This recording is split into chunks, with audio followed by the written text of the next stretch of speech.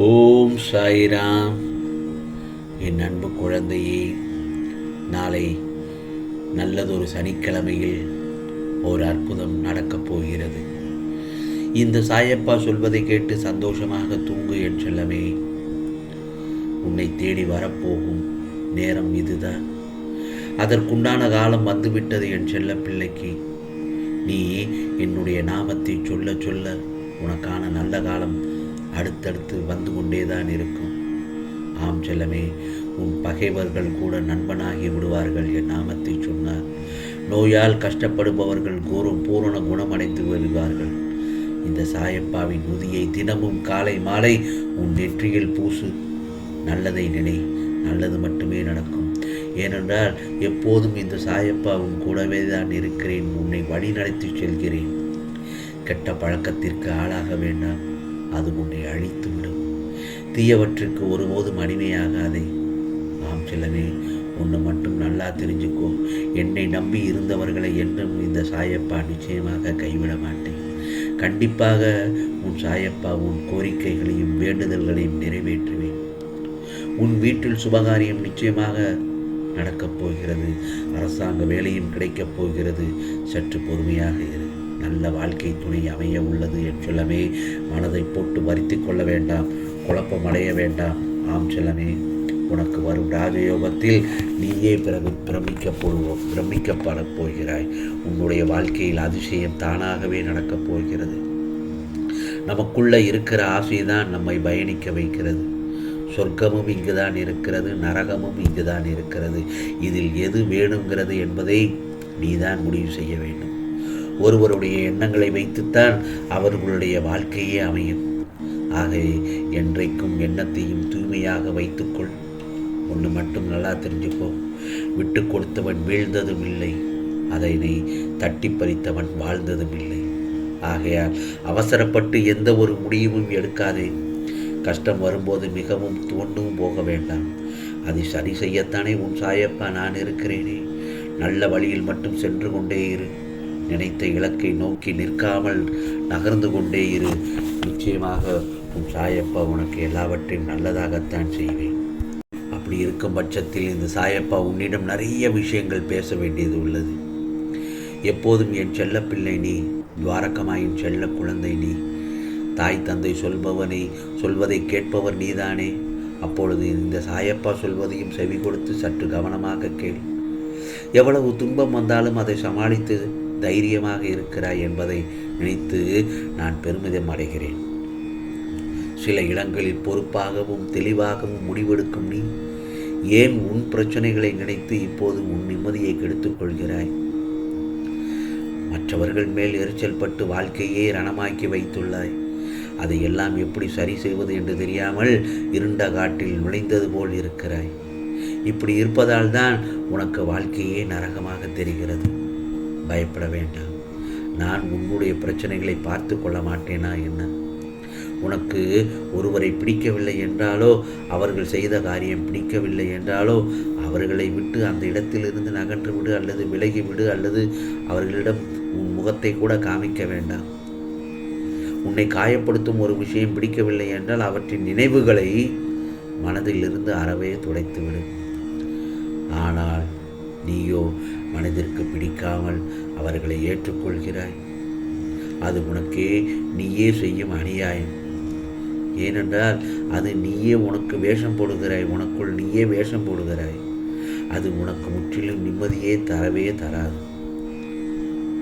நான் ஒன்று சொல்லட்டுமா?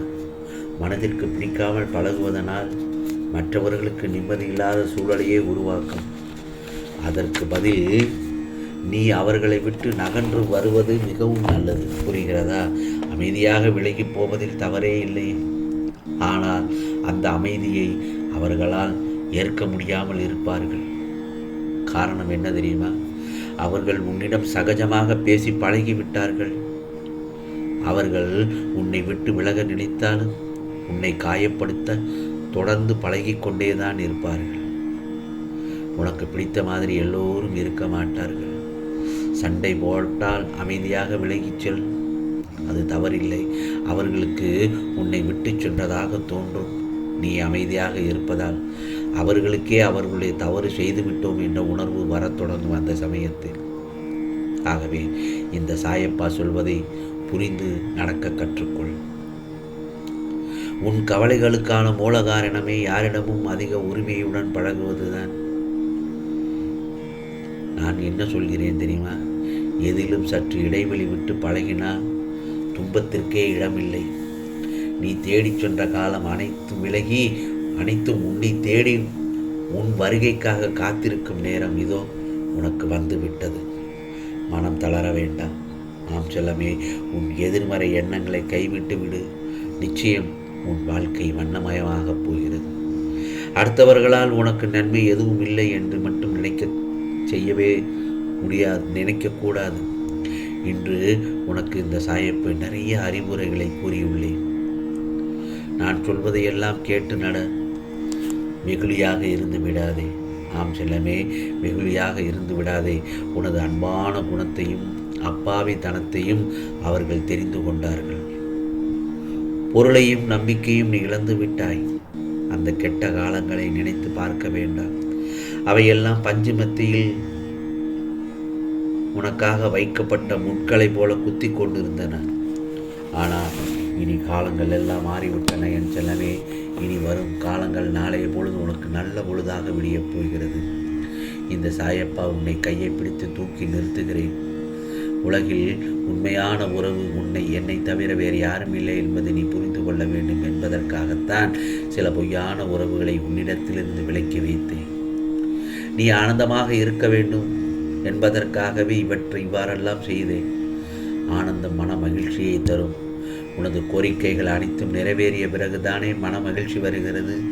ஆகையால் உனது கோரிக்கைகள் அனைத்தும் நிச்சயமாக நாளை பொழுதில் நிறைவேற்றி உன்னை நலமாக வைத்துக்கொள்ள முயற்சி செய்கிறேன். நிச்சயமாக கவலைகளை மறந்து என் மடியில் நிம்மதியாக ஓய்விடு. நிம்மதியாக தூங்கு என் செல்லமே. உன் சாயப்பா நான் இருக்கிறேன். உனக்கு ஒரு நிமிடம் கூட விடாமல் உன்னை காத்துக்கொள்கிறேன்.